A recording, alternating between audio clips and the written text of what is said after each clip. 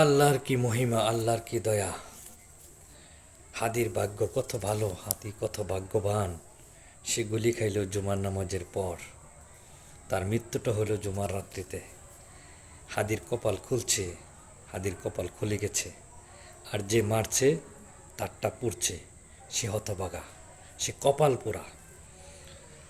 হাদি ভাই চাইছিল একটা সাধারণ আসনের একটা এমপি হওয়ার জন্য, কিন্তু আল্লাহ পাক রব্বুল আলামিন বলছে, হাদি না, তোকে দুনিয়ার এমপি বানাবো না, তোকে লক্ষ লক্ষ কোটি কোটি মানুষের হৃদয়ে স্থান করে নেব, কোটি কোটি মানুষের অন্তর জয় করে তোকে আমি জান্নাতে নিয়ে যাব, তোকে আমি শহীদের মর্যাদা দিয়ে দিব। আল্লাহ পাক রব্বুল আলামিন তাকে দুনিয়ার থেকে নিয়ে নিছেন, আর পৃথিবীর সকল মুসলমানদের হৃদয়ে নাড়া দিয়ে গেছেন যে তোমরা দেখো, এক যুবকের রক্তের মাধ্যমে আমি সারা পৃথিবীর মানুষের অন্তরকে নাড়া দিয়ে দিই। এটাই আল্লাহ পাক রব্বুল আলামিন চাইছেন, ওটাই করছেন।